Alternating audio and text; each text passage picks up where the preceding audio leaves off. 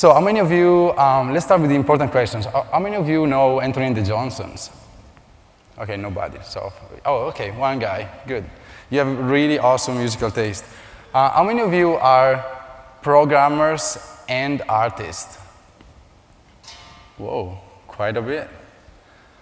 So that's what we thought. Like Unity developers are kind of all kind of profiles at once. And how many are only programmers? And how many only artists? All right? So we have mostly programmers in the audience, which is good because I'm going to take it a little bit general today. So first of all, let me start introducing the speakers. So myself, founder and CEO of Mixamo. Then we have Oliver Barraza, our technical community manager. And then we have Bill Klein, the founder and CEO of Rival Theory. So we're going to talk about game characters, controllers, and AI. That's basically the topic of the talk. At Mixamo, we have worked with several games in the past years. So we have developed some knowledge about character pipeline that I'm going to talk about today. And we also have developed some scripts specifically for Unity to allow game developers to easily create a playable character in their game.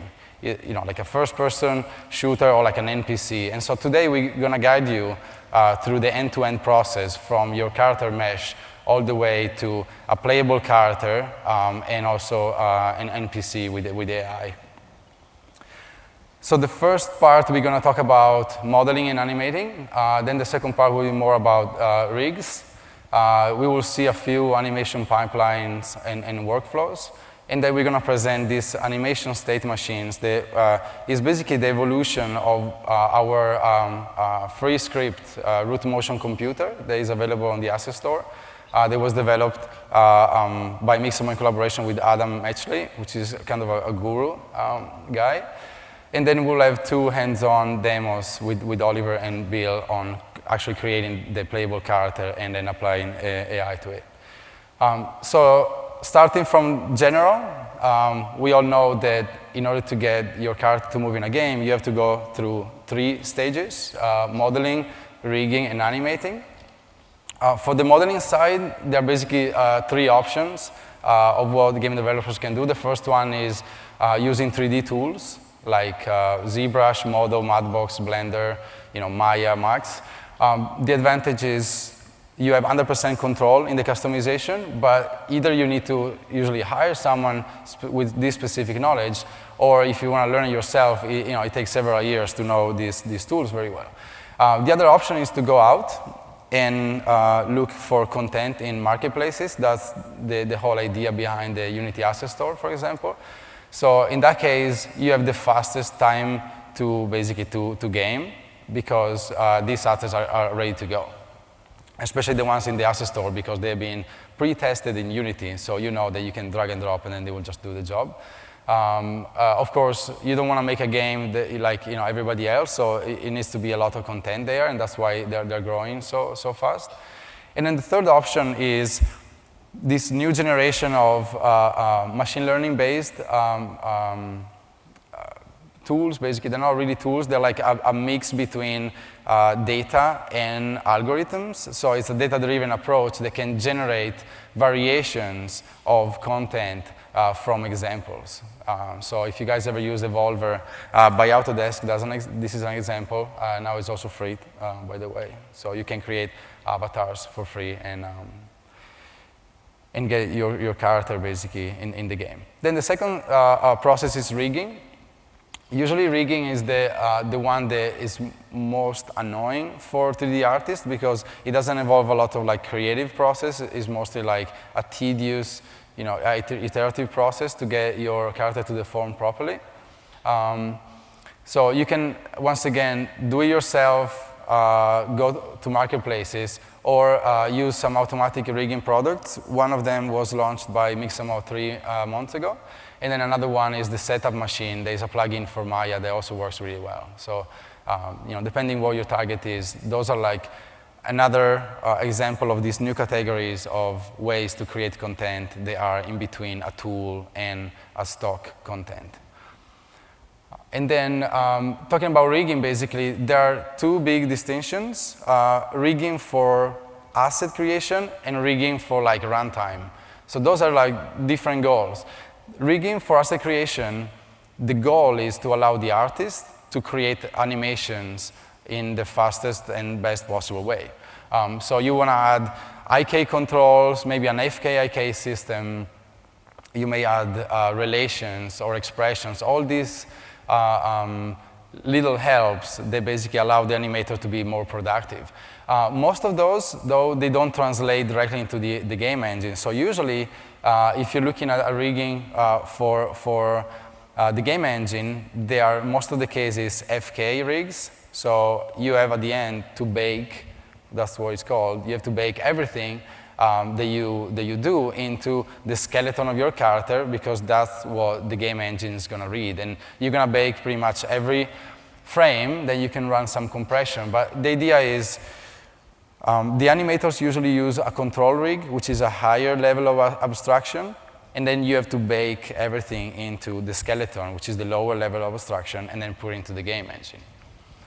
Or you can be really fancy and then start using real-time rigging. Adam actually presented a really interesting talk at GDC this year about this. So you can try to bring as much of this high-level formulation inside the game engine, and then let the runtime game engine figure out how to solve those high-level inputs. One example is if you're using helpers to avoid basically pinching on the mesh on your character. Let's say your character is dying, you're switching to a ragdoll, and then all of a sudden the hand rotates, and then you're pinching your mesh, and it doesn't look good. So in this case, you can use some procedural rule in there to maybe add a roll bone or a helper that will automatically reset this pinching and then make it look more beautiful. If you're talking instead of for animation, basically, it's a little bit the same story. So you can also go through tools, marketplace, or hybrid approach with the generative models. And we're going to show a little bit of this today. But first, I want to show you what the typical, one of the typical pipelines for animation is. This is one of the games that we did, a game for the Xbox that I can't talk about because it's not out yet. But the idea is you start from animation data. This can come from mockup, can come from some random online website, or your friend, or the asset store, or anything. And then the first step is you usually want to apply to the skeleton of your character, right? But the skeleton is not, of your character is an FK, forward kinematic skeleton, so it's not something that you can use usually to animate, because it's really hard, for example, to pin down a foot plant if you're using FK, because the way FK works is you have to describe every frame the angles of your bones from the root all the way to the periphery of your hierarchy, so to the foot. So in order to plant a foot, you will have to define every frame the rotation parameters of 5 bones, right? And then do what is called counter animation. Instead, you can just pin it down using IK, using a control rig. So what animators want to use usually is a control rig so that they can edit the animation. The animation that you get from the outside very often is not perfect. You want to change something. So in order to allow your animator to do it efficiently, you need the control rig. And in the best case scenario, you are able to plot the animation from the skeleton into the control rig. So this means that your animator now has the character moving, but is basically using this higher level of abstraction, so it can actually edit and then iterate really fast. And this is usually done using layers because they are more efficient. Once he's done with that, then you take it and then you move it into, again, FK skeleton, and then you're ready basically to go inside the game engine. So this process sounds a little bit confusing, so I'm going to give like a really quick demo to show that it's actually not that hard. Unless you use this kind of flow, it's going to be really hard to animate data that comes from the outside. So here I have an example of our monster guy. And so I can play the animation here. This guy is just walking around, nothing fancy.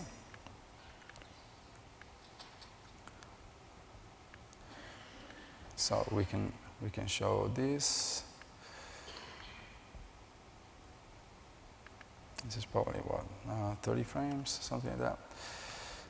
So here's our guy basically walking around. If I'm looking at the curves of this skeleton here, while he's going around, I see all these numbers going crazy.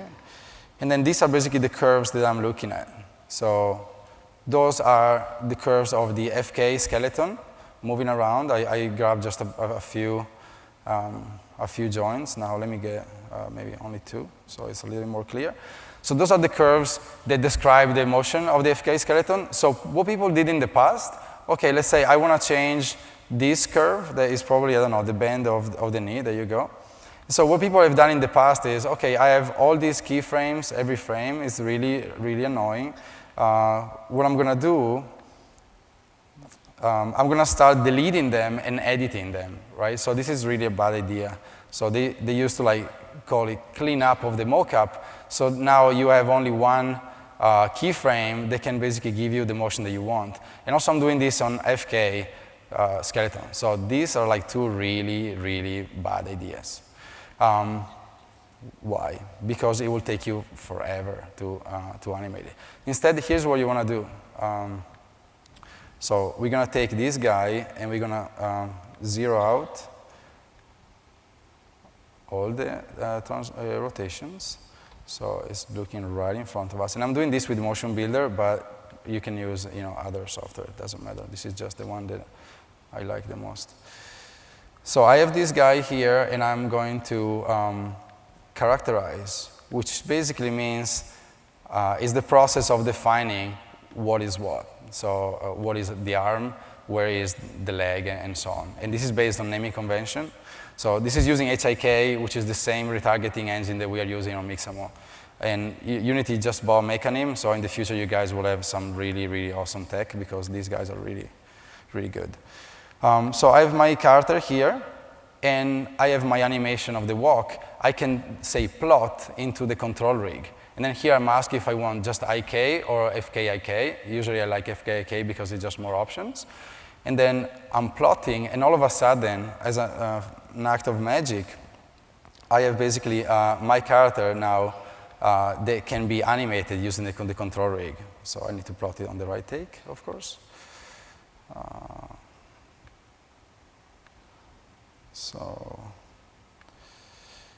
Okay. So we're going to plot this. And now I have my character doing the same walking animation, but this time is on a control rig. And that's a big difference, because this means that I can take the leg now and change this very easily, right? I don't have to go through every single bone of the skeleton, right? I can just now grab the foot and then pin it down. Not only this, but I can use layers. So very few people know about layers, but they make a huge difference. I don't want to have to clean up all these animation curves. I just want to edit maybe the way, let's say, my left arm looks in the animation. So here's my animation. And let's say from this frame to this frame, I want to have the right arm to be higher. So all I do is I need to create another layer. I think we lost the menu here. Somewhere in this here. There you go, I found you. Layer 1. So here I have nothing because I have a base layer of the animation. It's a little bit the same concept of the layers in animation in Unity. It's the same stuff.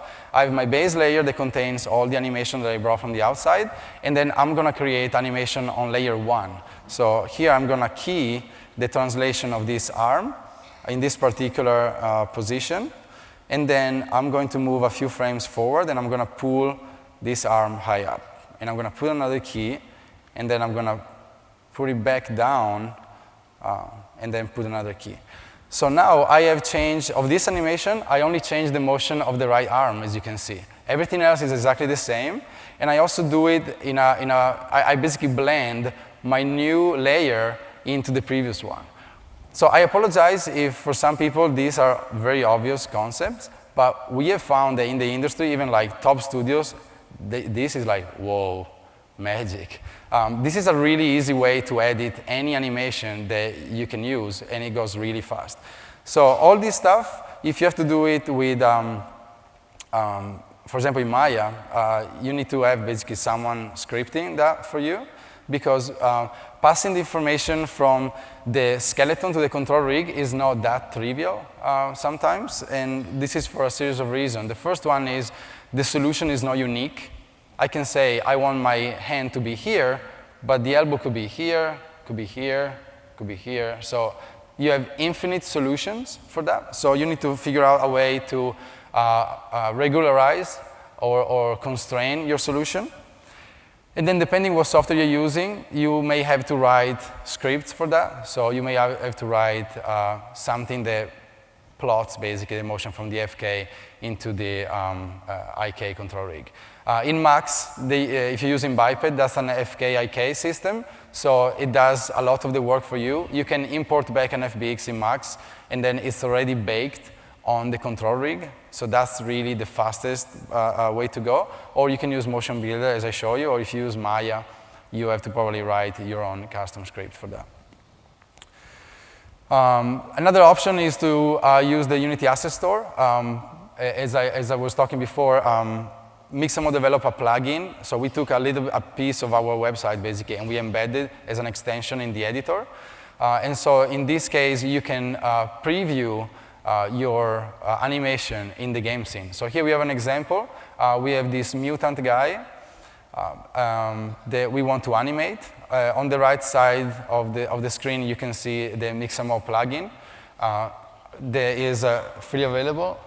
It's a little bit too dark, I guess.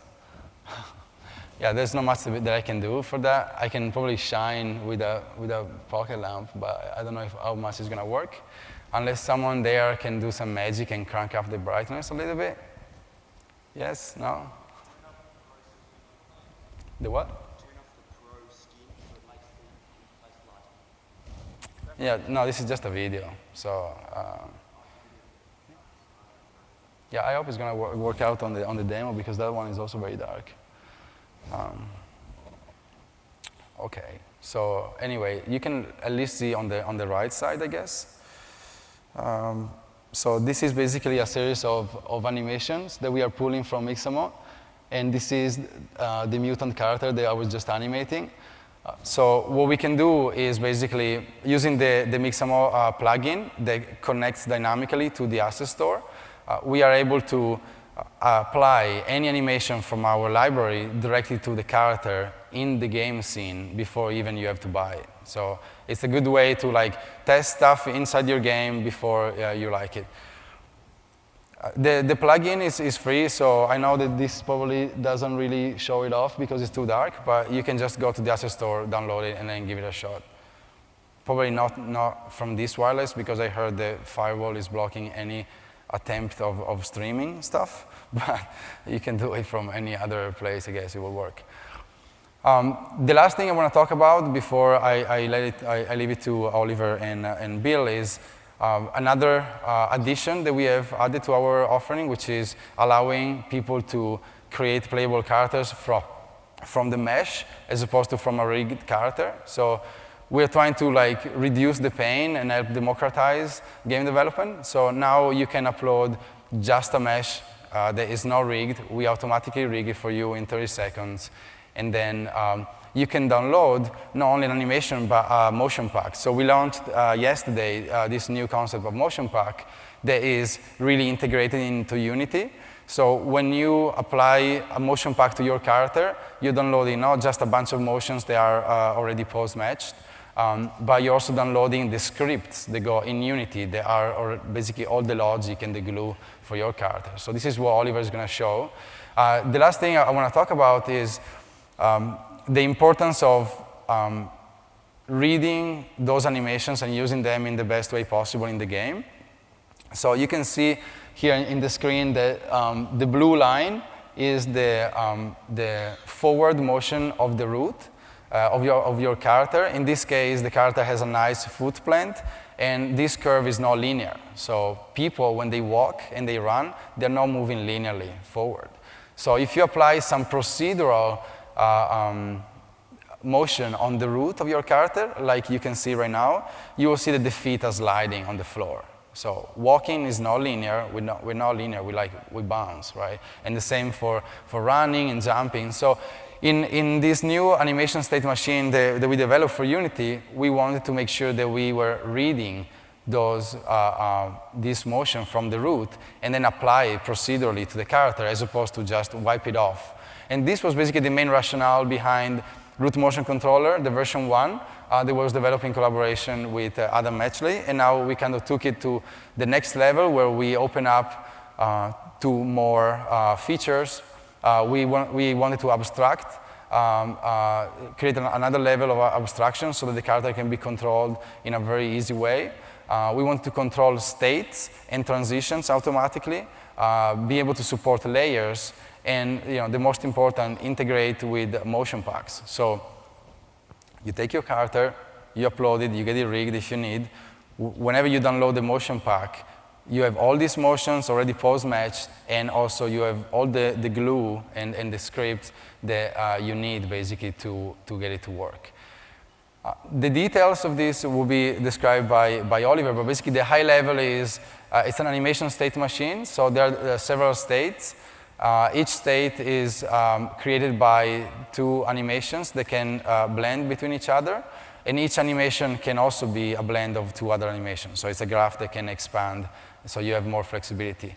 And those states can be populating different layers. So if you are going from a state on a layer to a state on a different layer, we are using mix transform.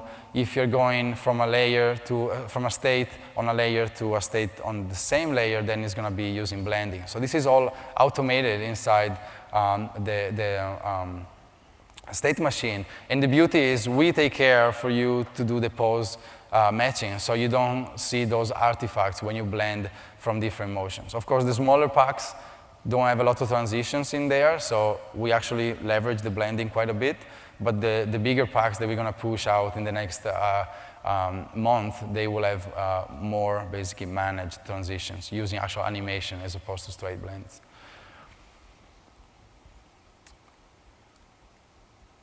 And so this is basically what now Oliver is going to show. The deliverable is basically a bunch of motions, an animation state machine script, which is free, that we're going to make available on the asset store, a basic controller script, and a text file that describes basically all those states.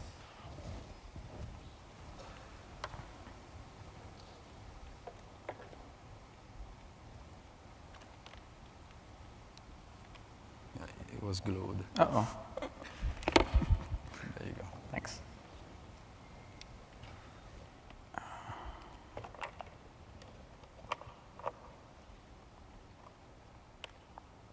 All right, good morning. Let's get this online. So today I'm going to talk about the animation state machine that we developed. It's basically the Root Motion Controller version 2 Mixamo animation state machine. And we sat down and decided, let's create a controller for Unity that's even more powerful than the first one we made. And we decided to do that through creating a state machine. And I just want to ask everyone here, how many people have written their own sort of controller for a character or done anything like that? OK, pretty good amount. So what we decided to create was we knew that there's so many different ways to create a controller, so many different ways to control your animations and apply them. So we wanted to create something that was general enough for. Toggle your display. Toggle your display. How do I do that?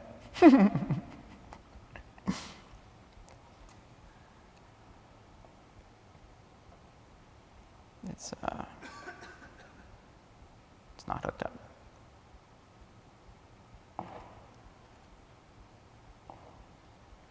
lost it.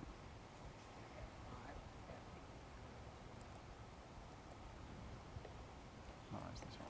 It's this one.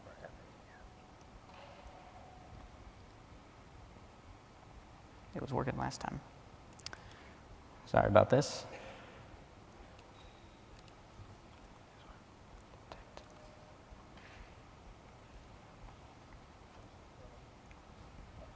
There we go. This should be a little bit better.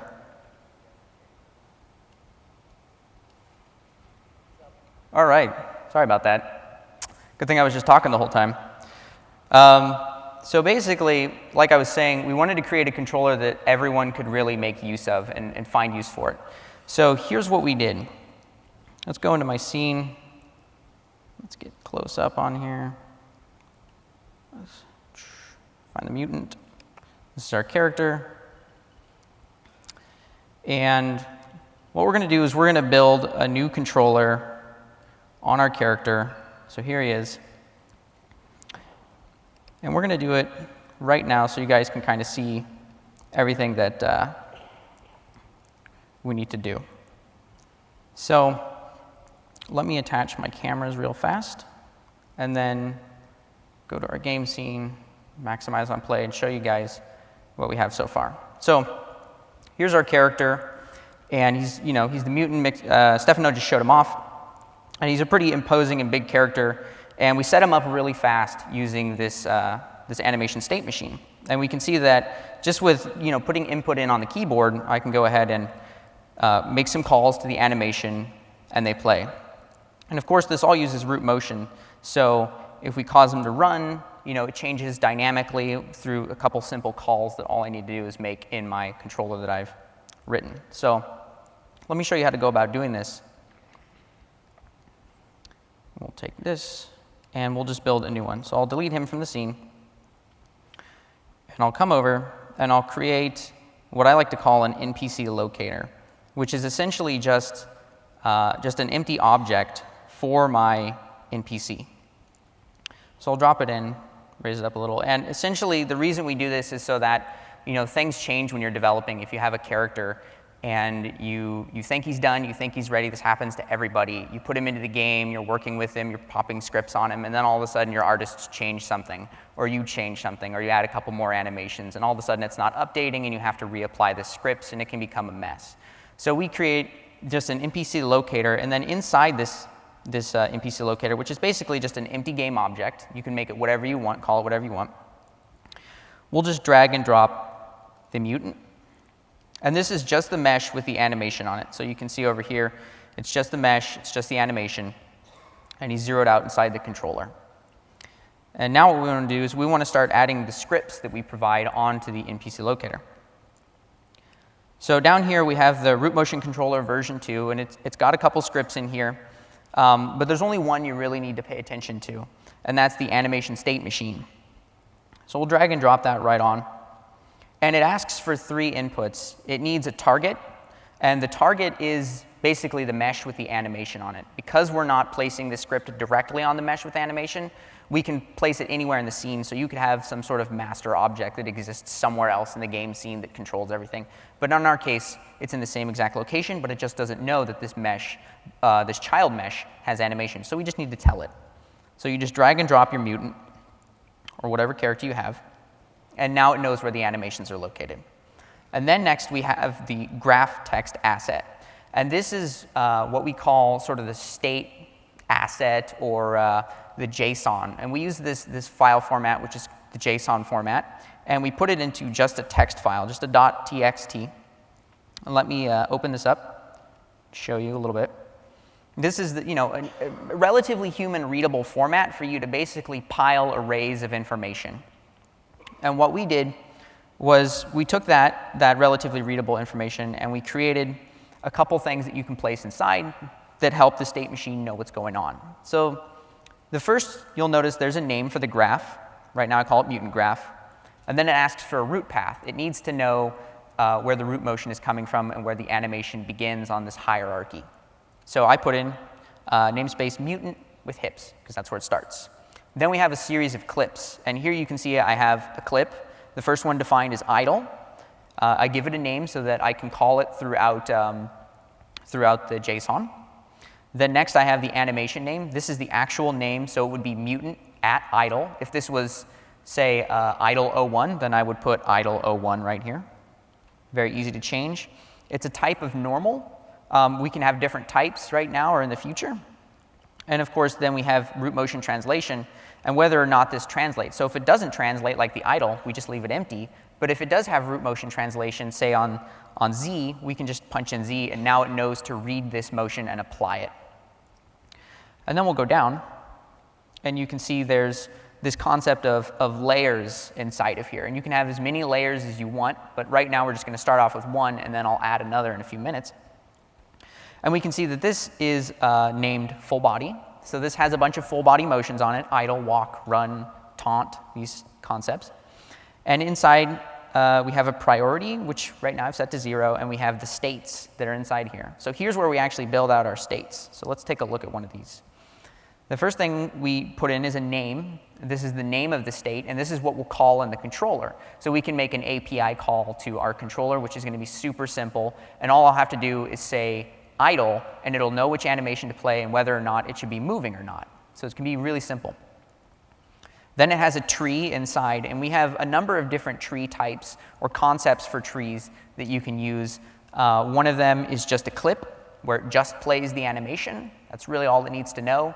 Another one is a blend, which Stefano talked about, where you can actually blend between two separate animations. And then you have this concept of transitions inside of there. So right now, the transition is just, it has a destination, and the little asterisk basically means any transition it makes to any animation, it's going to use this as a default. And this is a type crossfade. And of course, like crossfading any animation, we just punch in a time value. So right now it's 0.3. So we can add other ones to this as well. You can have a destination state. You can actually put a clip, a state name inside of here. You could say to walk if you wanted.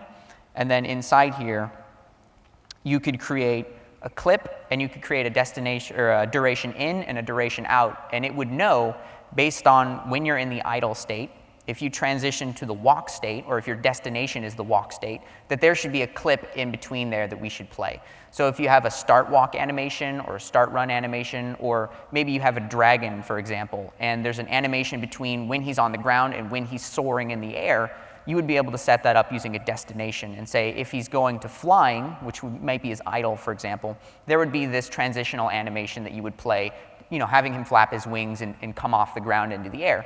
Instead of doing that by hand, you can just set this up and say when your destination is X, play Y animation. So it's pretty simple.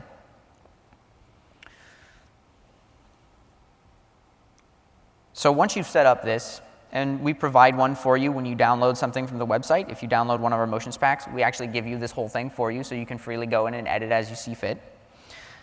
And I'll just drag this over and drop it into my text asset. And so now, not only does it know where my animations are, but it knows what those animations mean. It has a concept of what they should be doing and why they're doing it.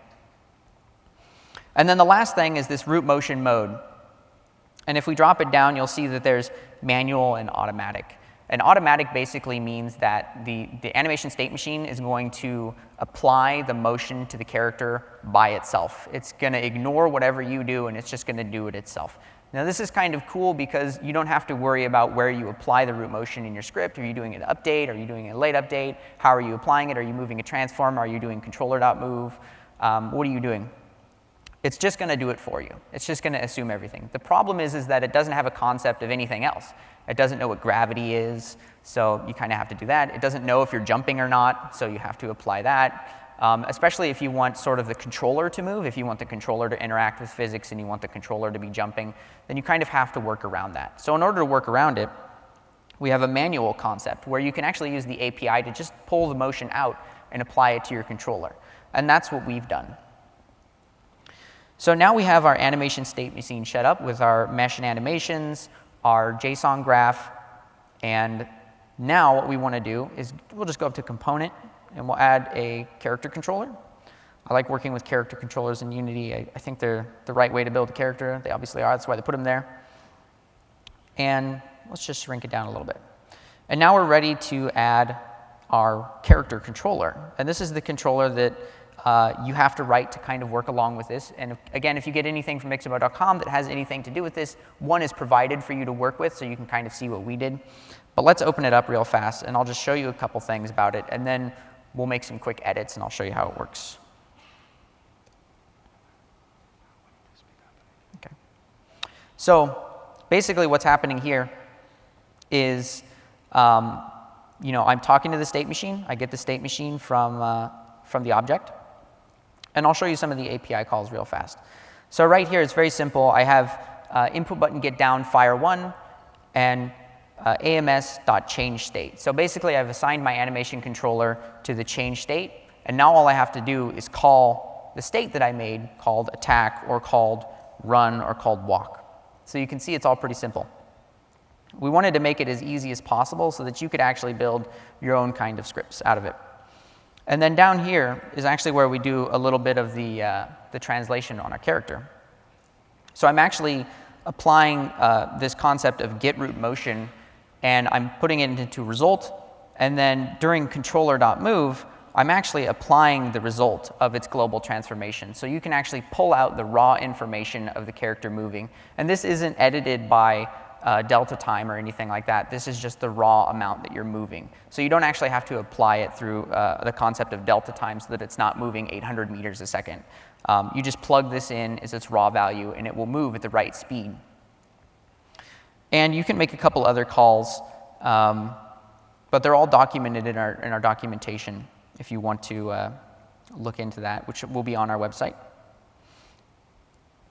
And then the last thing I want to do is just plug in a little camera target so that I have something to look at, because I don't like looking at my character's feet, so I always make one of these.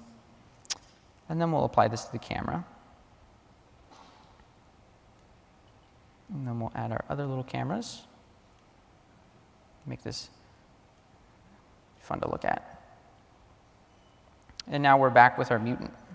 So we can have him walking around and running. We can make him turn, get a better angle.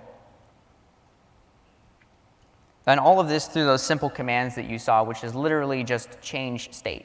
It's very simple. It's all easy. And of course, because it's using root motion, it knows how fast he should be going. None of these concepts of speed or anything have to be there. All you need is the animators to animate your stuff properly. It looks good, it looks great, it's going to look good, and it's going to look great in the engine.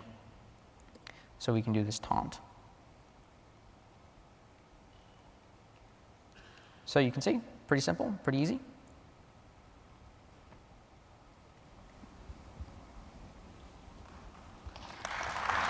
Done with that? Yep, that's that. Yeah. So hi everybody, good morning. My name is Bill Klein. I'm the founder and CEO of Rival Theory. We're a company that does AI. And it's kind of a little bit strange for an AI company to be up here on the stage with Mixamo doing an animation talk. What we wanted to talk about is, these guys do this great job of building these really creative, beautiful, good-looking characters. And a lot of times what you want to do with those things is bring them into a game, and bring them into a game in a way that they really feel great. And you don't have to do a lot of work to really use the great artwork that people have created.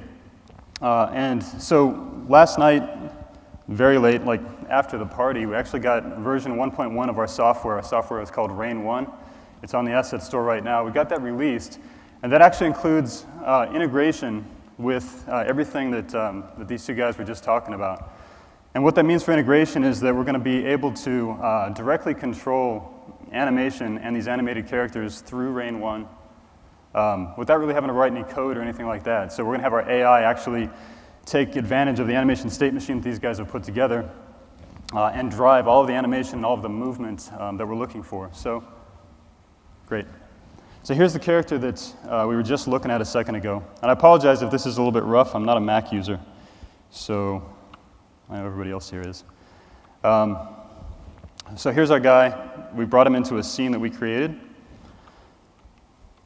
And the first thing we want to do if we're using Rain 1 is we actually want to go in and make this thing into an AI. So this is one that's not going to be controlled by you, the player, not through the keyboard.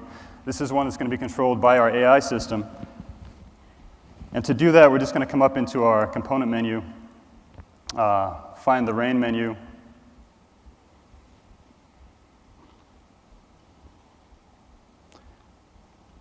and find that it's not working correctly on this Mac. All right, we'll talk. Okay, so we have a menu. Sorry, we just put on this Mac like 5 minutes ago before the presentation. So there's a menu that you should be able to get to. That menu shows you the ability to just click one button to create an AI. And when you do that, it automatically rigs up the AI without you having to really do anything else with a few things. I'll show them to you here. It creates a mind for the AI, and the mind is what allows you to sort of drive behavior. All right, I'm getting the signal to go fast, so I'm going to go through this a little bit quick, but that's okay since the menus aren't working on this machine. So we build a mind that lets us add behavior to our character. We automatically get obstacle avoidance set up when we do that create AI. And we also get something called a path manager, and a path manager allows us to have the AI move throughout the scene. So on the first day in the keynote, Unity talked a little bit about their new navigation and movement system. We've got that built into Rain as well. And in Rain, you get a lot of options for deciding how you want your character to move. So if you look on the right-hand side, there's a lot of parameters here for deciding how close something needs to get before it thinks it's there, dealing with angles and rotations. And you also get some opportunities to decide how you want to set up movement. You can use the new navigation grid system. You can use waypoints. You can just use direct movement. So you have a lot of options there. Rain also sets up sensors. So the AI that we set up actually have the ability to use human-like senses. And so we can set up sensors that simulate things like touch, feel, sight. In this case, we've gone ahead and set up two. One of them is a smell sensor. So we're going to have our AI sort of run around, and when he sniffs the player and can actually smell him, he's going to do something. And we have a second one, a proximity sensor that's a vision sensor. So when it actually, this thing is kind of nearsighted. So when it gets close enough, it can see our character. It can see our, we're going to have a soldier in the scene. It can see our soldier and start trying to attack him. And real quickly, we have a few sound effects that the AI is going to control as well. Okay, so really quickly.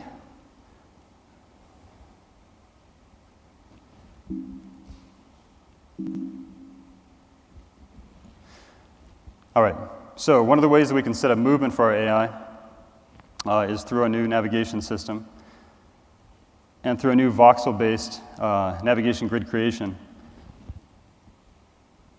Here we go. So to do that, we're just going to quickly create a collider. And this collider, essentially, anything that it touches in the scene is what we're going to include in our navigation grid. Anything that it doesn't touch, we're going to leave out. That lets us actually build a navigation grid on just the parts of the level that we care about, which can optimize that and make it much more efficient than trying to do the entire level. So we set that up. It's actually, in this scene, it's just touching the ground. And we'll just generate the mesh really quickly. Let me turn off that collider again so you don't have to look at it. And then really quickly, we can take a look at what it generated.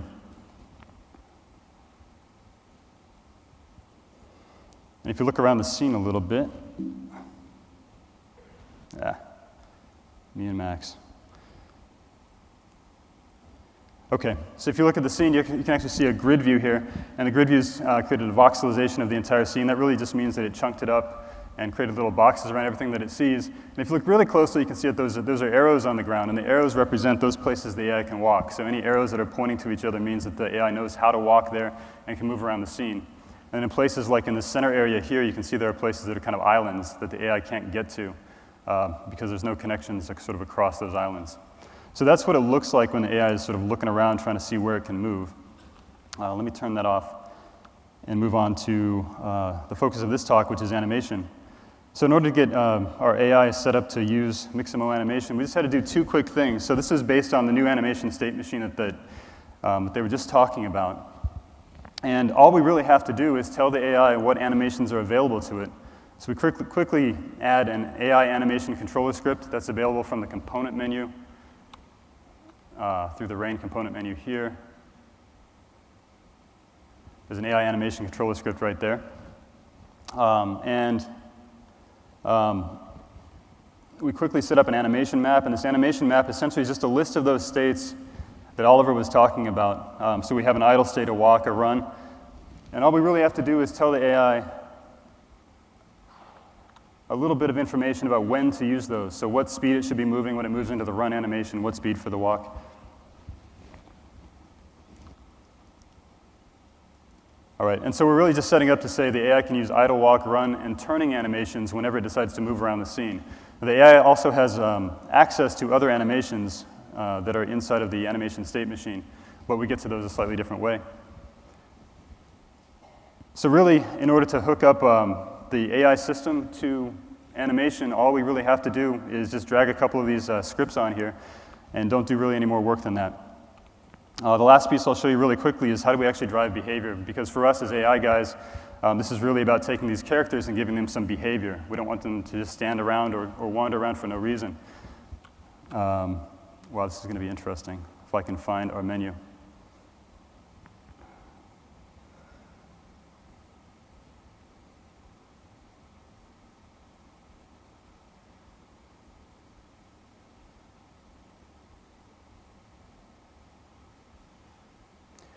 All right.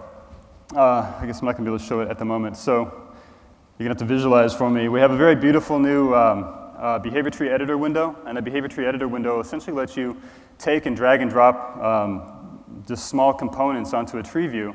And when you do that, you can set up very quickly things like movement actions, setting up sensors for detecting things in the world. We can set up access to sound effects. And a few other things too. And so essentially what that lets us do is create an entire script for behavior for the AI without ever touching code. So I'm going to go ahead and run it in a second, since that's much more interesting than watching me fumble around with the Mac. But I just wanted to remind you that when you see what you're going to see on the screen, there's absolutely zero code there. There's no JavaScript, there's no C#, there's nothing at all under the hood, just a little bit of behavior tree stuff that we built through our editor. So let me go ahead and run that. Make sure we're looking good. All right, so there's two models in this scene. This first one is this soldier here, and he was also built by Mixamo using their motion control system. If we walk around this corner, we'll probably see the AI, and he's set up to do a patrol behavior. So he's sort of patrolling around this area. And if I get close enough to him, his sensor will pick me up, he'll smell me. And when that happens, he gets a little upset.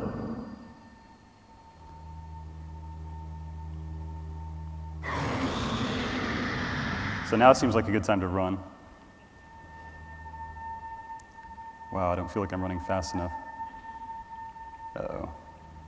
Ooh, camera.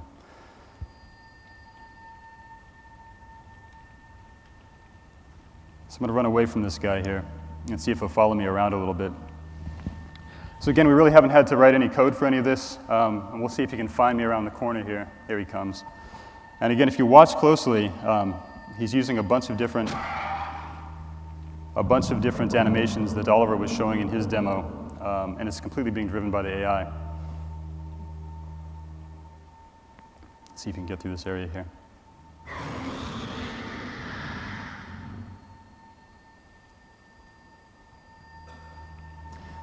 So just to give you an idea of what it takes, putting together this scene probably took about 20 minutes. From the time that we dropped a character in that was rigged up by Mixamo Animation to the time we had this behavior running, including pathfinding, including setting up all the animation stuff and everything like that. That was probably about 20 minutes worth of time to create a scene like this.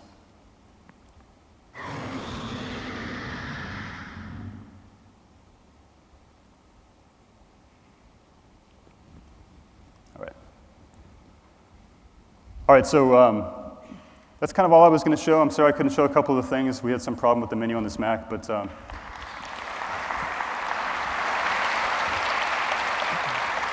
think, do we still have a few minutes for questions? I don't know where the guys are. Sorry? Yeah, we do. We have some time for questions if anybody has any. You just got to raise your hands up and somebody with a mic will come around. I can't see.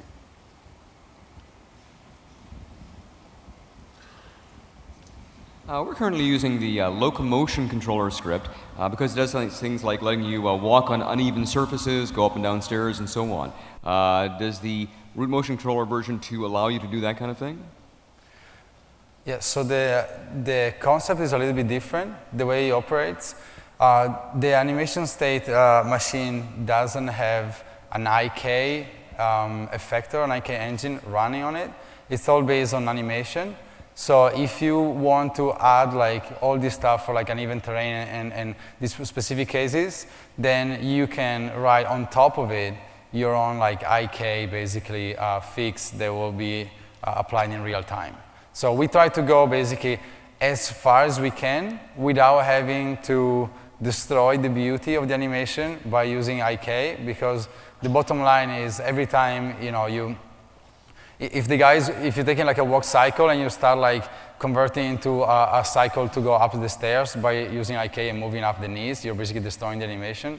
So the animation state machine is designed in a way that you can use animations as much as possible before you actually have to use IK, which is kind of the last resort kind of thing. Would it be difficult to integrate that IK into it? You can add your own layer of IK on top of the animation state machine, absolutely. Hi, sorry, excuse me, I've lost my voice. Okay. Your auto rigging service that you've got online, you've got a really awesome retargeting system. Have you thought about bringing the ability to retarget inside Unity, so that way we could? I think these guys are already doing it, right? They acquired Mechanim, and it's a company. I know, but that could be 6 months, a year away. Whatever, you guys have got an awesome retargeting system already. Yeah, so right now we actually did bring retargeting inside Unity in a different way. When you use the Mixamo plugin, which is an extension of the editor, and it plugs into the asset store, and you have your character in the scene, you drag and drop on the plugin, you select the motion, you click preview. We are basically taking the skeleton of your character, sending over the wire to our server. We are retargeting in real time in 30 milliseconds the animation that you want into your character, and we are streaming that back into Unity. So what you see in your game scene is actually a retargeted animation. If you're asking if we are going to incorporate the retargeting at runtime, yeah, I understand. And so that's like the 6 months project you're talking about.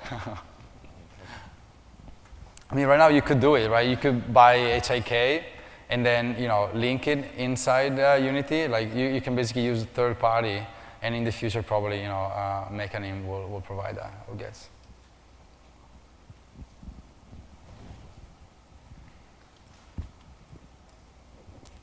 If I can say in the meantime while you guys think about more questions, the one-liner of the presentation today is basically you can take a concept like a character mesh and take it all the way into moving into a game without having to write a single line of code unless you want it. So that's the kind of perspective we were coming from. If you want to do some rapid prototyping, you don't even have to involve your best developer on it, so they can just take the whole thing and then plug it in. And then we also made it as easy as possible to edit if you want to, so you don't have to like read through 5,000 lines of C# code. So Stefano, can we move back to this machine for a second on AV? I got the Mac to uneat my code, so we can actually show something about what you just said. All right. I'll just show this really quickly since we didn't get a chance to a minute ago.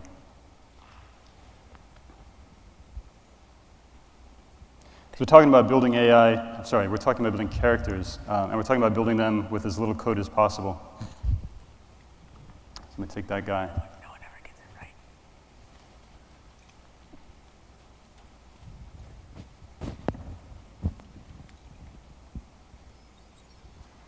All right, so real quickly, that's just what the behavior for this AI looks like.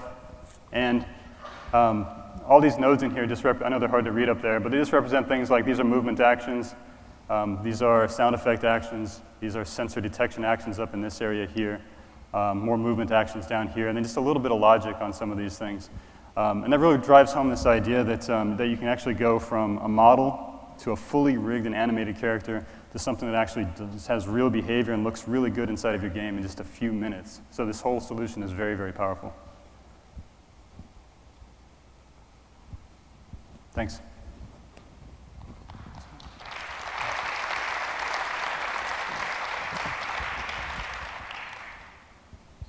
This is kind of a two-part question. The first part is, has the AI you guys created been used in any crowd situation where a crowd is having to move? I'm over here, brother. I can't see, say left or right. Over here. To your left. Thank Yeah. you. Okay. So, has the AI been used in any crowd movement where the crowd isn't necessarily moving all at random, but a general kind of direction where you have, let's say, more than a dozen, 50 people or characters moving in one direction? And secondly, has the AI been integrated with a hybrid into the controller script? So you have a general controlling, but some of the idle characterizations and other aspects, like let's say a tail or some aspect of the character, can then be kind of act or respond via the AI to its surroundings. Okay, so answering the question about group behavior, there's nothing that stops you from building group behavior with something like what we've got in Rain, but it's not built for very large scenes and for doing movies and things like that. We really concentrate on character AI, which really means individual characters at a time. So that's our focus right now. Answer to your second question is you can actually locate the AI when you create it through Rain on any part of a model or an object. You can actually have multiple AI on the same thing. So if you wanted to actually use AI for a tail or a cape or something like that, you could do that and have it operating separately from some other AI that's moving on an arm. Anything like that, you can do it, sure.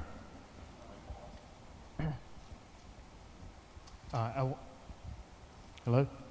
I wanted to ask, I noticed in the demo with the character following the soldier that as the character got closer to the soldier, the path that he took was a little bit coarse. Does the individual or does the developer have the ability to control the resolution of the path planning grid that you're generating? And what kind of data sizes does that add to the game? Yeah, so when you generate those navigation grids, you do have the ability to resize the cells and generate sort of different resolutions. And yeah, it does impact memory a little bit. However, the system is set up so that the graphs are shared between all AI as long as they're using the same thing. I also didn't show it, but you have the ability to cull out regions, so you can actually select which of those regions you want to see and which ones you don't. So you have a lot of ability to optimize that graph and sort of make it so it takes up very little memory and is very, very fast.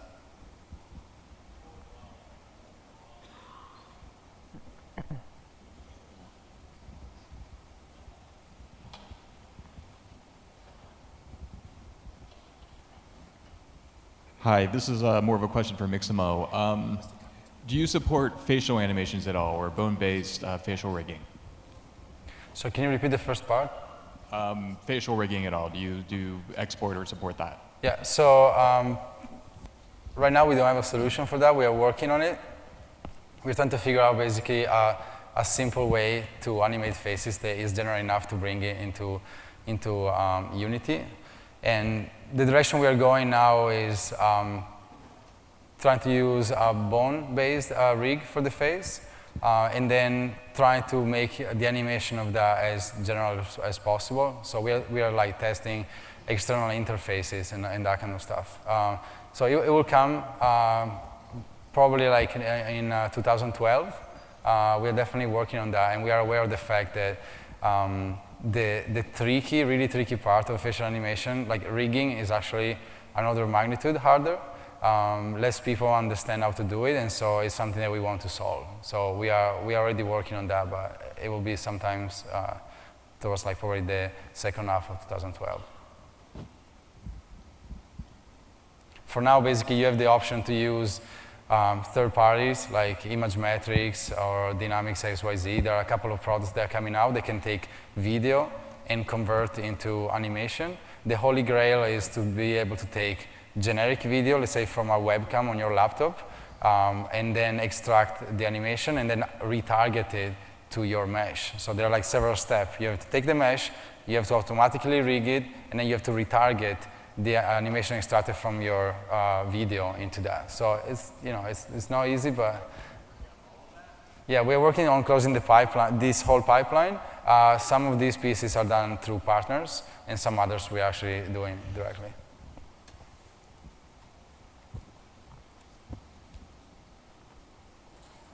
So one of the things we were supposed to mention, and I almost forgot, is that we're going to make this entire demo available as a download. We're going to put in a free version of the Rain engine so people can mess with that a little bit.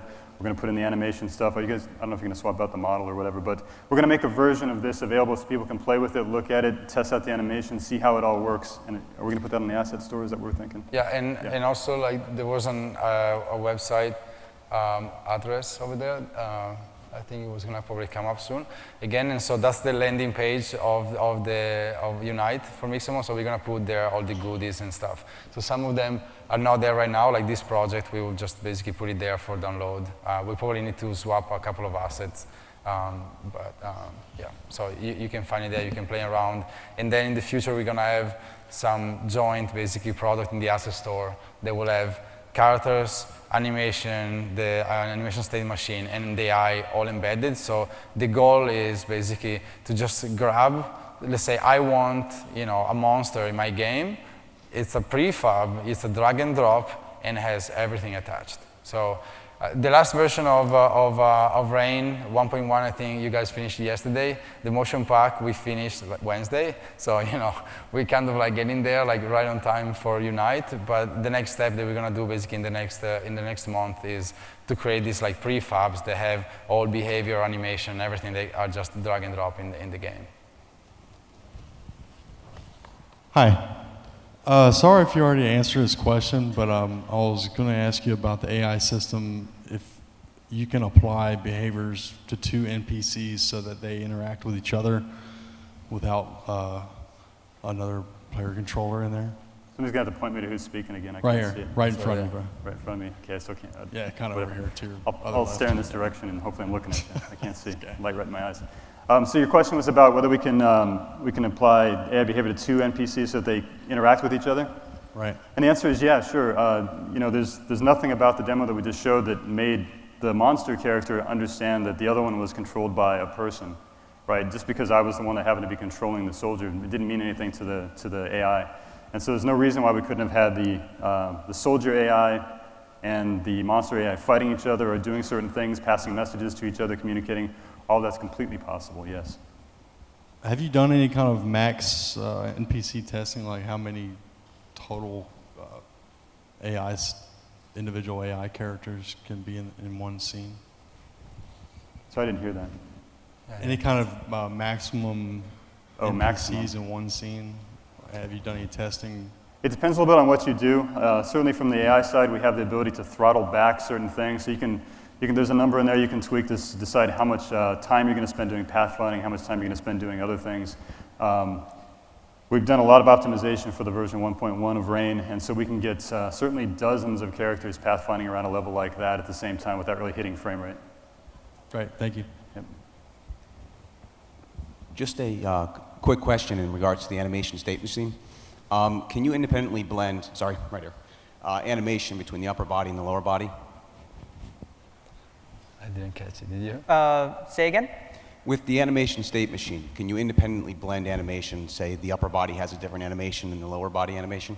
Yeah, so one thing we supported, Stefano talked about in the first couple slides, was mixing transforms. So one thing you can do is in those clips that you define at the beginning, you can actually define the mixing transforms. So you could say hips, spine, spine, spine, shoulder, and then just be transforming just the shoulder animation, and then you can create a new layer, like a blending layer that you could say arms, for example. And you could put all of your, maybe it's a first-person shooter like Bill has going, you could add all of the animation for the arms, so reloading, shooting, throwing a grenade, changing weapons.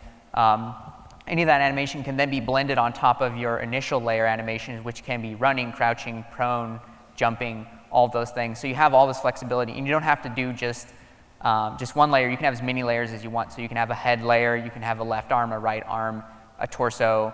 If you have a tail, you can have a tail. I mean, you can do any number of things you want. So it's all supported there, and it's just as easy as adding a line that's literally just mixing transforms, and then just like in Unity, C# or JavaScript or Boo, you just type it in and it does the rest for you. Thank you.